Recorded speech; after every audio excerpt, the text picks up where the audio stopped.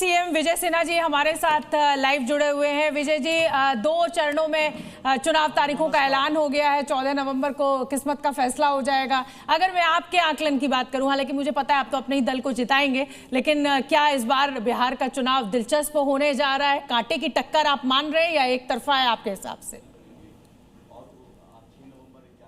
बिहार का यह चुनाव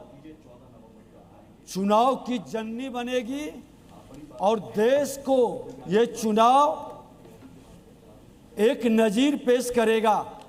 पूरी पारदर्शिता के साथ बिहार के लोकतंत्र की धरती की जनता इस लोकतंत्र के महापर्व को लोक आस्था के महापर्व के बाद मनाएगा और ये भी उतना ही पवित्रता के साथ, पारदर्शिता के साथ एक माहौल देश के अंदर खड़ा करेगा।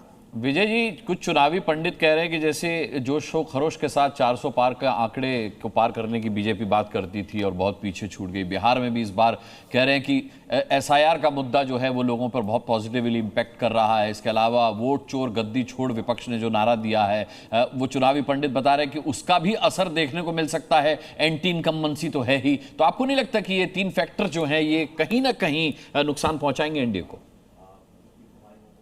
देखिए, मैं आपको बता दूं कि एसआईआर का अगर जो मुद्दा हावी होता तो ये दोनों युवराज राजद कांग्रेस के जंगल राज के पाठशाला से पढ़ने वाले लाख उत्तेजना फैलाने का प्रयास किए, लेकिन बिहार की जनता उनके साथ खड़ी नहीं हुई। कहीं आंदोलन नहीं हुआ, कहीं उसके लिए हंगामा नहीं हुआ। ये बिहार की जनता के लिए चुनाव आयोग को धन्यवाद दिया कि घुसपैठियों से बिहार को मुक्त करने का एक अवसर दिया है।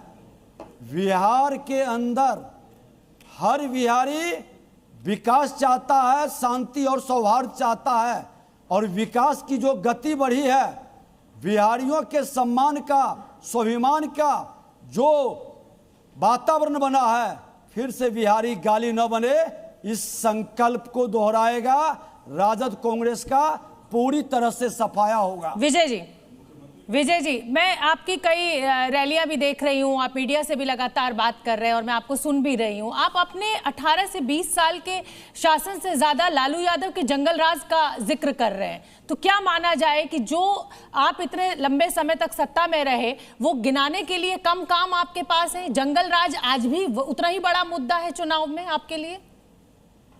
नहीं, मैंने बता दिया कि विकास की गति की तुलनात्मक आज राजद कांग्रेस विकास पर चर्चा नहीं कर रही। जिस एजुकेशन व्यवस्था को नष्ट किया था, आज सारे जिले के अंदर technical college, medical college, polytechnic, पारा मेडिकल, एएनएम, जीएनएम, आईटीआई, सारा टेक्निकल कॉलेज हमने दिया।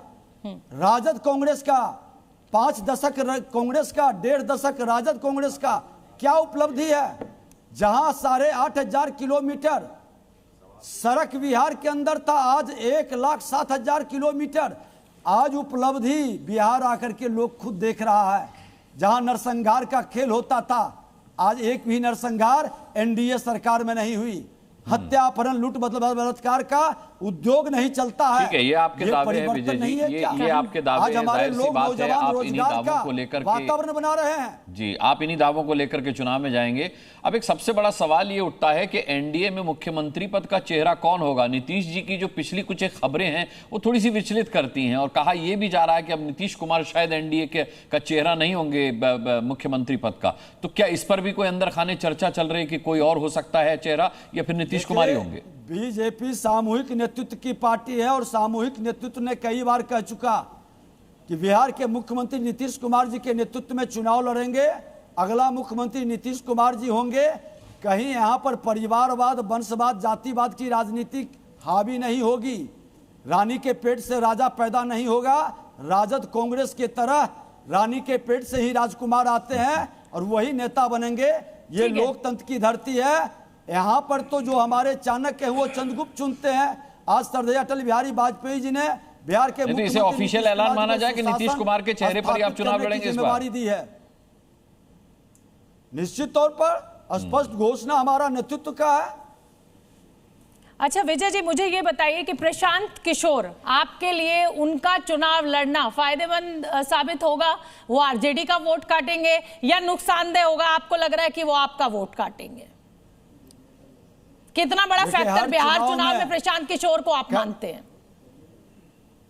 नहीं, मैं बता रहा हूं, हर चुनाव में कई लोग चुनाव आके लड़ते हैं, लोकतंत्र की खूबसूरती है। लेकिन बिहार में जब जब चुनाव हुआ है, आप देख लें कि आमने सामने की लड़ाई हुई है।